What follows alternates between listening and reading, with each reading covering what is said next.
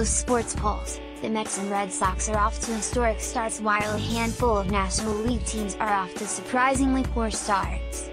USA Today Sports San Juan, Puerto Rico. When Murray Cook visited San Juan on December 1st, he encountered an island still reeling from 2 hurricanes, with 45% of its residents without power, and more than 300,000 lacking tap water. At the time, Cook's vacation, as Major League Baseball's longtime consultant on playing fields, seemed trivial.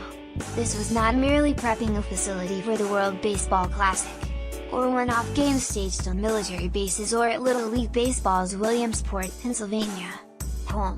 The first hurricane left us loopy, San Juan Mayor Carmen Yulín Cruz told USA Today Sports on Tuesday, and the second knocked us down completely. It was certainly a humanitarian crisis.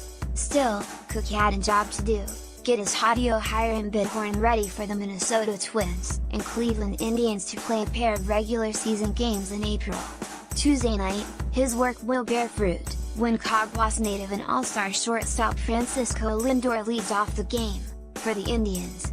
Wednesday, Twins ace Jose Barrios, the pride of Bayamon, will start in front of numerous friends and family.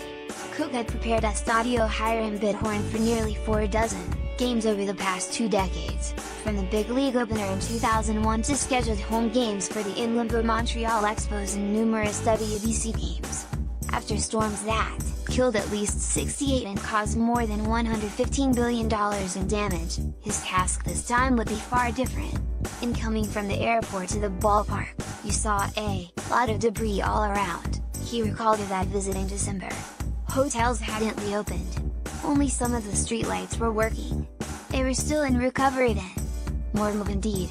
Roberto Clemente Coliseum next door to the ballpark was the FEMA staging area, and hundreds of repair vehicles were coming and going at all hours, making merely accessing the stadium a challenge. He wasn't prepared for what he found within Hiram Bithorn. The batting tunnels were totally demolished. The lighting system was shredded, he says. Basically all 500 light fixtures were broken. Some were laying in the field, some dangling from the poles. Pieces of the video board were scattered around. Debris was all over the field. All of the ceiling, tiles and air conditioning venting in the press box had been blown out. That gave us a lot of work to do. But it would do it. Cook serves as the president of Brightview Sports Turf Services, and the company had 100 employees already on the payroll at their Puerto Rico offices. As recently as January, 70 of them were still without power at home. But that didn't stop them from coming to work. Your heart goes out to these people here, says Cook. They've suffered so much. I mean, the infrastructure here is never the best. And when you get massive storms like they had, it's 10 times worse. Adding even more pressure to the timeline was something that couldn't wait. Winter League. Puerto Rico's winter circuit was insistent that the games would go on, even with just 2 stadiums weathering the storm in a fashion that made them playable. Indians all-star shortstop Francisco Lindor visits his former grammar school, Villa Marina Elementary School, to lead a baseball clinic for approximately 250 students in Garabo on Monday. Photo: Carlos Justi. AP. So the 4 winter ball squads would play a shortened schedule and share those 2 facilities. Hiram Bithorn and Everest Tovar rolled in stadium in Garabo. It seemed like a major victory when Cook's staff made sufficient repairs to the artificial playing surface at Hiram Bithorn for winter ball. And it seemed like fate when, at the end of the winter season, the team representing Puerto Rico not only competed in the Caribbean World Series in Guadalajara, Mexico, they won it. When Puerto Rico won the Caribbean World Series, it was a very, very important thing for the people here, says Carlos Amarin, the administrator of Bithorn Stadium. We have a real passion for the sport. By no means was the work on the ballpark finished, though.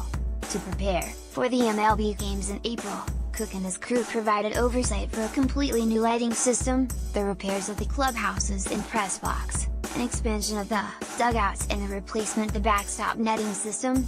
And they had to give the playing surface a major overhaul, not merely the removal of the debris they'd done for the winter leagues. This wasn't merely debris removal, but significant turf repair, almost all the way down to the bases, says Cook. The field is ready for the big leaguers. And the stadium is ready for 2 capacity crowds.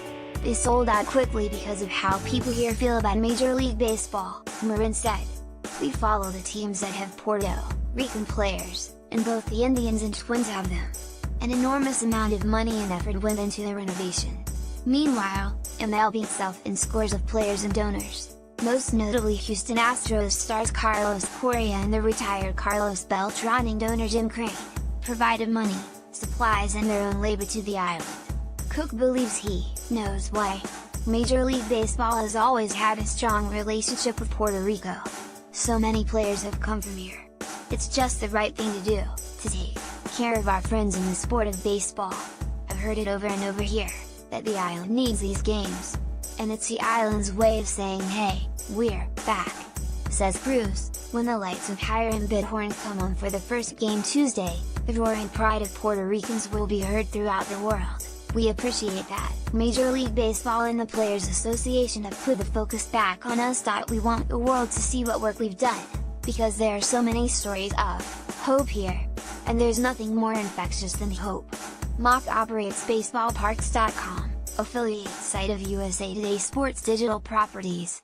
He has visited all 203 parks currently used by MLB, spring training and the affiliated minor league.